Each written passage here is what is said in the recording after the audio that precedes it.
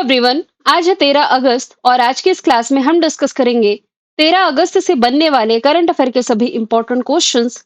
Previous class में हमने देखा था कि अभी हाल ही में भारत की सबसे कम उम्र की फाइड रेटेड फीमेल शतरंज खिलाड़ी बनी है आर नीलो हाटी। सतनावरी गांव ये भारत का पहला स्मार्ट साइलेंट विलेज बनाया जाएगा जो कि है महाराष्ट्र में।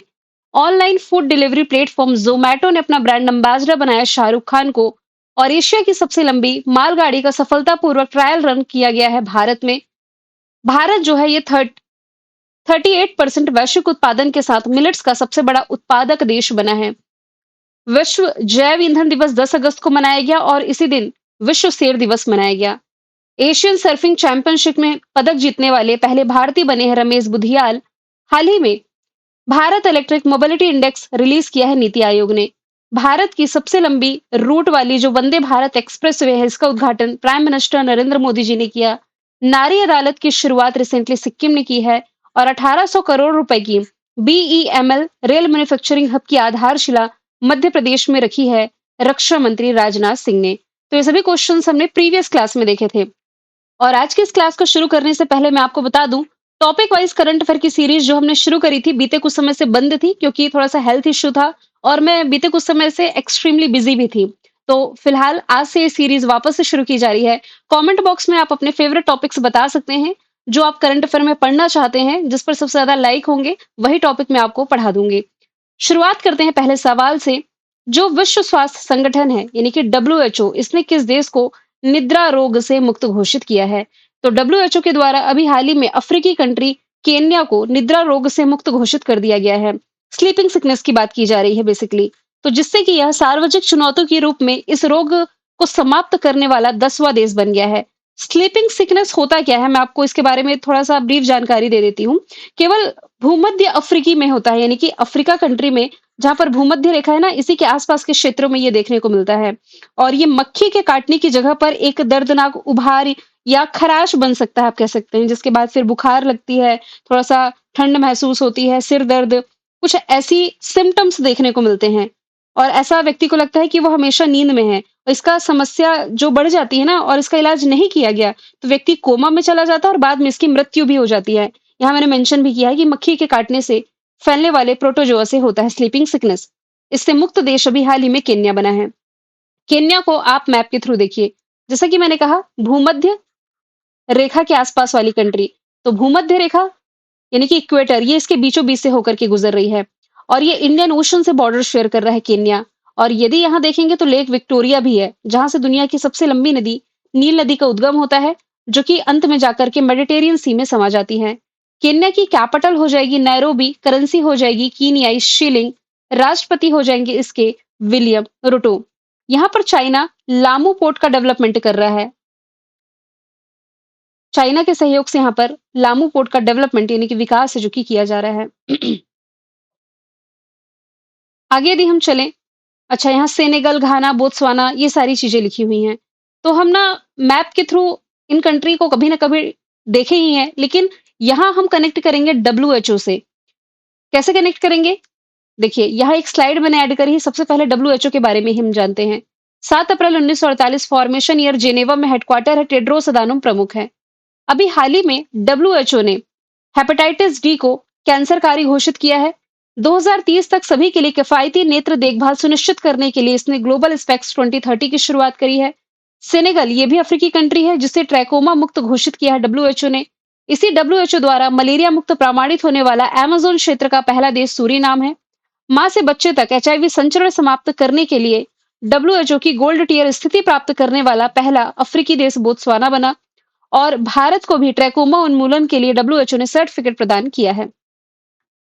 अगला सवाल है, भारत में 1 लाख करोड़ रुपए तक का कारोबार करने वाली पहली नॉन बैंकिंग फाइनेंस कंपनी ये कौन बनी है? आंसर इसका हो जाएगा केरला स्टेट फाइनेंशियल इंटरप्राइजेज यानी कि केरल राज्य वित्तीय उद्यम। भारत में 1 लाख करोड़ रुपए तक का कारोबार इसने पूरा किया और ये करने वाली पहली विविध एनबीएफसी कंपनी बनी, जिसने केवल 4 वर्षों में अपना कारोबार 2 गुना कर लिया है। यहाँ पर जो टर्म लिखा हुआ है नॉन बैंकिंग फाइनेंस कंपनी, या आप इसे कह सकते हैं गैर बैंकिंग वित्तीय संस्था, इसके पास पूरी तरीके से बैंकिंग लाइसेंस नहीं होता है। लोन देने का काम हालांकि ये करती है, पूरी तरीके से जो बैंकिंग लाइसेंस इसे नहीं मिला होता है। सवाल नंबर तीसरा है, किसके द्वारा वाई द कॉन्स्टिट्यूशन मैटर्स नामक किताब लिखी गई है? तो इसके राइटर हो जाएंगे देश के पूर्व मुख्य न्यायाधीश डी वाई चंद्रचूड़, धनंजय यशवंत चंद्रचूड़। इस किताब में संविधान के महत्व और हमारे जीवन में इसकी भूमिका पर प्रकाश डाला गया है। थोड़ा सा ना किताब के नाम में कंफ्यूजन आप लोगों को हो सकता है, क्योंकि यहाँ पर लिखा हुआ है वाई द कॉन्स्टिट्यूशंस मैटर। थोड़ा सा यदि आप रिलेट करेंगे तो कुछ समय पहले ही एक किताब आई थी, वाई भारत मैटर्स। और यदि आप रिलेट करेंगे कि ये किताब किसने लिखी, तो ये विदेश मंत्री एस जयशंकर ने लिखी है। शशि थरूर ने प्राइम मिनिस्टर नरेंद्र मोदी पर बेस एक किताब लिखी जिसका नाम है the paradoxical prime minister. Banu Mushtaq, इनकी किताब रिलेट करेंगे तो हार्ट लैम्प है, जिसके लिए इन्होंने 2025 का इंटरनेशनल बुकर पुरस्कार जीता। बुक्स एंड ऑथर की बात की जा रही है तो 2-3 दिन पहले हमने देखा था M S Swaminathan the man who fed India किताब जो कि लिखी है प्रेमवदा जयकुमार ने। वुमन लाइफ फ्रीडम लिखी है मरजानी सत्रापी ने। A different kind of power, New Zealand की पूर्व प्राइम मिनिस्टर जेसिका अर्डन की किताब है। The diary of a cricketer wife Puja Pujara की। हार्ट लैम्प है बानू मुस्ताक की। विनर माइंडसेट है सेन वॉटसन जो कि ऑस्ट्रेलिया के पूर्व क्रिकेटर है। नाइफ है सलमान रशदी की। रौद्र सात्विकम है प्रभा वर्मा की। यादें यादें यादें हैं पुष्पा भारती की। ट्विंकल खन्ना जो कि अक्षय कुमार की वाइफ है, इनकी किताब का नाम है welcome to paradise. D Subba Rao की किताब है अमरसनरी। इजराइल वॉर डायरी है विशाल पांडे की। द गोल्डन ईयर है रस्किन बॉन्ड की। वाई भारत मैटर है जयशंकर की। 12th फेल अनुराग पाठक की। 4 स्टार ऑफ डेस्टिनी है एम नरवने की। टॉम्ब ऑफ सैंड है गीतांजलि श्री की। कैरोज हो जाएगी जेनी एरपनबेक की। सवाल नंबर चौथा है, हिरोमासा उराकावा ये किस खेल से संबंधित है जिनका भी हाल ही में 28 वर्ष की आयु में निधन हुआ? तो ये मुक्केबाजी से संबंधित है, बॉक्सिंग से संबंधित है। तो ये खेल खेलते खेलते इनका निधन हो गया 2 अगस्त को। योजी सैतो के खिलाफ एक मुकाबले में इनके मस्तिष्क पर यानी कि माइंड पर चोट लगी। बाद में जो सर्जरी हुई इसके बाद ये डेड डिक्लेयर कर दिए गए। टोक्यो में उनका निधन हुआ। हालांकि ये क्वेश्चन मुझे ऐड करना था, बीते दिनों से कुछ नहीं कर पाई। सोशल मीडिया पर इनका नाम काफी चर्चे में है, जिनका अभी हाल ही में निधन हो गया। वैसे ना एक प्रसिद्ध बास्केटबॉल खिलाड़ी हैं डियोगो जोटा, इनका भी निधन हुआ, बहुत ज्यादा ट्रेंड में था। इनकी जो निधन है ये न्यूज बहुत ज्यादा ट्रेंड में था। और हॉकी के कोई प्लेयर यदि आप रिलेट करेंगे ना, तो एक हॉकी के प्लेयर जो बहुत ज्यादा फेमस थे बलबीर सिंह का नाम रिलेट कर सकते हैं, इनकी डेथ हुई थी। फिर बास्केटबॉल प्लेयर जिनका भी शायद पिछले ही महीने मैंने आपको बताया हरिदत्त कापड़ी के बारे में। जो हरिदत्त कापड़ी हैं, ये भारतीय बास्केटबॉल के पूर्व कप्तान रहे हैं, जिनका निधन हुआ है अभी रिसेंटली। सवाल नंबर 5वां है, पीएमई ड्राइव योजना की शुरुआत कब की गई? तो इसकी शुरुआत की गई थी 1 अक्टूबर 2024 से। अब सवाल ये बन रहा है कि अक्टूबर में ये योजना की शुरुआत की गई है, मैं अभी क्यों पढ़ा रही हूँ? क्योंकि ये योजना भी चर्चे में है। क्यों चर्चे में है ये हम देख लेते हैं। केंद्र सरकार ने अपनी जो ई व्हीकल प्रोत्साहन कार्यक्रम योजना है, जिसका नाम है ई ड्राइव योजना, फुल फॉर्म भी मैंने मेंशन करी है। पीएम यानी कि प्रधानमंत्री, ई ड्राइव यानी कि electric drive revolution in innovative vehicle enhancement. ये जो योजना है ये मार्च 2028 तक यानी कि आने वाले 3 सालों के लिए और बढ़ा दी गई है। हालांकि इलेक्ट्रिक 2 पहिया और 3 पहिया वाहनों के लिए वित्तीय सहायता जो फाइनेंशियल हेल्प कर रही थी सरकार ई व्हीकल खरीदने के लिए, ये 31 मार्च 2026 को समाप्त हो जाएगी, यानी कि अगले साल 1 अक्टूबर 2024 को 10,900 करोड़ के बजट से इस योजना की शुरुआत की गई थी भारत में ई व्हीकल को प्रमोट करने के लिए। ऑप्शन के थ्रू यदि हम देखें तो 22 जनवरी 2024 को सूर्योदय योजना की शुरुआत की गई है और 2 अक्टूबर 2014 को स्वच्छ भारत मिशन की शुरुआत की गई थी। गांधी जयंती के मौके पर 1 मई 2016 को एलपीजी कनेक्शन प्रोवाइड कराने के पर्पज से उज्ज्वला योजना की शुरुआत की गई थी। अब देखिए बीते कुछ समय में कुछ योजनाएं तो मैंने आप लोगों को डेफिनेटली पढ़ाई होगी, फटाफट से रिवीजन कर लेते हैं।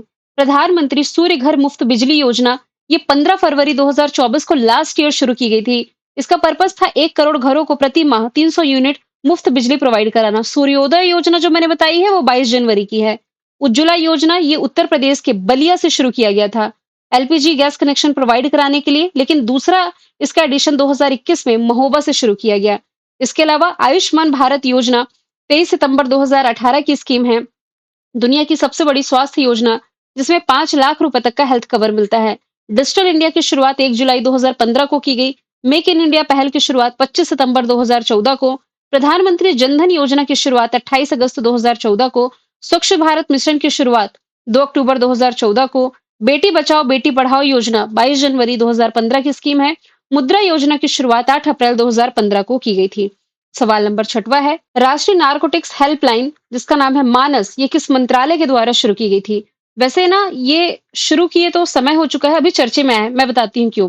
पहली बात तो इसकी शुरुआत जो की है गृह मंत्रालय के द्वारा की गई थी। लेकिन अभी क्यों चर्चे में आया? अभी क्या हुआ है कि हाल ही में गृह मंत्रालय में राज्य मंत्री ने राज्यसभा को मानस हेल्पलाइन जो शुरुआत की गई थी 1933 यानी कि हेल्पलाइन नंबर है 1933 इसकी सफलता के बारे में जानकारी दी है। और ये 18 जुलाई 2024 को लास्ट ईयर लॉन्च किया गया था। इसका पर्पस है नशीली दवाओं के खतरे से लड़ना, नशीली दवाओं की तस्करी, अवैध खेती और इनसे संबंधित जो अपराध है, इसकी गुमनाम रिपोर्टिंग को सक्षम बनाना। तो अभी ये चर्चे में आया था। महिला बाल विकास मंत्रालय कौन संभाल रही है? अन्नपूर्णा देवी संभाल रही हैं। वित्त मंत्रालय कौन संभाल रही हैं? निर्मला सीतारमण संभाल रही हैं। स्वास्थ्य और परिवार कल्याण मंत्रालय ये कौन संभाल रहे हैं? इसका आंसर आप कमेंट बॉक्स में बताइए। हर एक दिन तो मैं मिनिस्ट्री डिस्कस करती हूँ। यदि आप डेली की करंट अफेयर की क्लास देखते हैं तो इसका आंसर आप कमेंट बॉक्स में डेफिनेटली बता पाएंगे। सवाल 7वां है, साइबर अपराध से निपटने के लिए महाराष्ट्र ने कौन सी प्रणाली अपनाई है? तो महाराष्ट्र की गरुण दृष्टि स्कीम जो अभी हाल ही में चर्चे में रही थी। साइबर अपराध से निपटने के लिए सोशल मीडिया प्लेटफॉर्म पर आपराधिक गतिविधियों पर नजर रखने के लिए और उन्हें रोकने के पर्पज से गरुण दृष्टि टूल जो कि पेश किया महाराष्ट्र गवर्नमेंट ने। इसकी घोषणा नागपुर में एक कार्यक्रम के दौरान की गई जहां साइबर वित्तीय अपराधों से वसूले गए 10 करोड़ रुपए पीड़ितों को लौटाए भी गए हैं। साइबर अपराध से मतलब कि वो होता है ना ठगी करना, कि अननोन नंबर से कॉल आएगा और जैसे पूछा जाएगा कि आपकी लॉटरी लगी है, फिर एटीएम वगैरह का पिन मांगा जाता है, ओटीपी बताया जाता है, ऐसे करके मतलब पैसे ठग लिए जाते हैं। तो ऐसे में 10 करोड़ रुपए पीड़ितों को लौटाए भी गए हैं। गरुण दृष्टि टूल पेश किया है महाराष्ट्र ने। महाराष्ट्र की कैपिटल मुंबई, मुख्यमंत्री देवेंद्र फडणवीस, राज्यपाल सीपी राधाकृष्णन है। नेशनल पार्क में संजय गांधी नवेगांव पेश नेशनल पार्क। महाराष्ट्र के करंट अफेयर यदि आप रिलेट करेंगे तो पशुपालन और मुर्गी पालन को इसने कृषि का दर्जा दिया। देश की पहली एआई पावर्ड आंगनवाड़ी की शुरुआत यहाँ की गई। गणेश उत्सव को आधिकारिक राज्य उत्सव घोषित किया गया। शक्तिपीठ एक्सप्रेसवे परियोजना को यहाँ मंजूरी दी गई। पहला अंडर वाटर म्यूजियम, देश की पहली एआई यूनिवर्सिटी, हिंदी को सामान्य तीसरी भाषा के रूप में लागू किया गया। महाराष्ट्र ने वित्त वर्ष 2024-25 में सबसे अधिक प्रत्यक्ष निवेश प्राप्त किया।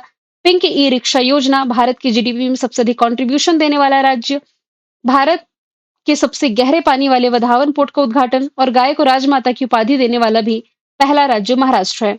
सवाल 8वां है, किस दिन अंतरराष्ट्रीय युवा दिवस मनाया जाता है? देखिए, भारत में राष्ट्रीय युवा दिवस है 12 जनवरी, स्वामी विवेकानंद की स्मृति में। अंतरराष्ट्रीय युवा दिवस ये हम देखेंगे 12 अगस्त को। इसका उद्देश्य है युवाओं के समस्या और उनके अधिकारों और उनकी भूमिका को समझना। इस बार की थीम है local youth actions for the SDG यानी कि सस्टेनेबल डेवलपमेंट गोल्स एंड बियॉन्ड्स। सवाल 9वां है, विश्व हाथी दिवस, ये भी इंपॉर्टेंट डे का ही क्वेश्चन मैंने ऐड किया है। तो ये 12 अगस्त को मनाया जाता है विश्व हाथी दिवस। और हाथियों के संरक्षण, सुरक्षा और कल्याण के बारे में वैश्विक जागरूकता बढ़ाने के पर्पज से मनाया जाता है। ये दिवस उनके प्राकृतिक आवासों के संरक्षण और अवैध शिकार, साथ ही आवास विनाश जैसे खतरों से निपटने पर केंद्रित है। इस बार की थीम है हाथियों की मदद के लिए दुनिया को एकजुट करना, यानी कि bringing the world together to help elephants. यहाँ से आप रिलेट कर सकते हैं प्रोजेक्ट एलिफेंट, जिसकी शुरुआत जो है 1992 में की गई थी।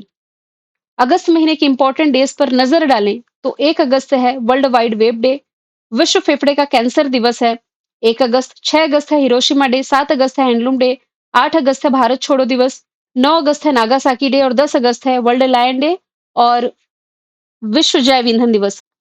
सवाल नंबर 10वां है, हाल ही में हेप्टा प्लेयूरम एसामिकम नाम का नया पादप की प्रजाति ये कहाँ खोजी गई? नहीं, प्लांट की स्पीसीज पूछी जा रही है। तो ये रिसेंटली खोजी गई है असम में। Option number B right answer है। वैज्ञानिकों ने अभी हाल ही में असम में एक नई पौधे की प्रजाति, इसका नाम यहाँ मैंने मेंशन किया है, इसकी खोज कर ली है। और ये अरालिएसी परिवार का एक हरा भरा सदाबहार झाड़ी है, जिसमें कि सजावटी छाता और पौधा भी शामिल है। इसकी संख्या बहुत कम और सीमित है, यानी कि लिमिटेड है। आईयूसीएन द्वारा इसे डेटा की कमी के रूप में कैटेगराइज किया गया है। फिर से मैं कहूंगी कि जो खोजें की जा रही है, एक लिस्ट तो मैंने पूरी प्रोवाइड करा ही दी है। पहले असम के फैक्ट देखेंगे, फिर इसके भी एडिशनल फैक्ट देख लेंगे। असम की राजधानी दिशपुर, मुख्यमंत्री हेमंता बिश्वा शर्मा। निजुत मोइना योजना की शुरुआत की गई। कटी बिहू फेस्टिवल, गजमित्र योजना। मोइदम्स यूनेस्को में शामिल 43वां भारतीय स्थल है। असम राइफल्स के महानिदेशक विकास लखेरा है। खुद का सैटेलाइट लॉन्च करने की घोषणा असम ने की। ट्रांसजेंडर कम्युनिटी को ओबीसी का दर्जा दिया गया। असम के बक्सा जिले में गढ़सिनिया कुसमे नाम की वृक्ष की प्रजाति की खोज की गई। प्रमुख खोजों की बात की ही जा रही है, तो देखिए हमने देखा है 2 दिन पहले कि अभी हाल में स्मिथोफिस लेप्टोफेसियाटस नाम के सांप की प्रजाति मिजोरम में खोजी गई। इसके अलावा जोग्राफेटस मेथ्यू नाम की तितली की प्रजाति केरला में, मेंढक की नई प्रजाति अमोल ऑफ शिलोंग मेघालय में, तितली की एक दुर्लभ प्रजाति बैंडेड रॉयल तितली त्रिपुरा में खोजी गई। यूथालीना मलक्काना तितली की प्रजाति अरुणाचल प्रदेश में, गर्सिनिया कुसमे वृक्ष की प्रजाति असम में, लेप्टोब्रेकम आर्टियम ये नए मेढक की प्रजाति असम में, पांड्या वंश से संबंधित 800 साल पुराना शिव मंदिर तमिलनाडु में, मकड़ी की नई प्रजाति बिग बॉय की खोज ऑस्ट्रेलिया में, सबसे बड़ा हाइड्रोजन का भंडार फ्रांस में, व्हाइट हाइड्रोजन का भंडार, और दुनिया के सबसे बड़े सांप जो अमेज़न में खोजा गया, इसका नाम है नदर्न ग्रीन एनाकोंडा। मैंने कल आपसे पूछा था प्रतियोगी परीक्षाओं की तैयारी करने वाले स्टूडेंट के लिए भारत का पहला एआई संचालित शिक्षण ऐप किसने लॉन्च किया, जिसका आंसर था आईआईटी पलक्कड़। आज का सवाल है, सोलर एनर्जी से चलने वाली भारत की पहली विधानसभा कौन बनी है? तो आंसर इसका जो भी आप कमेंट बॉक्स में बताइए। मिलेंगे हम नेक्स्ट वीडियो में। Thank you so much.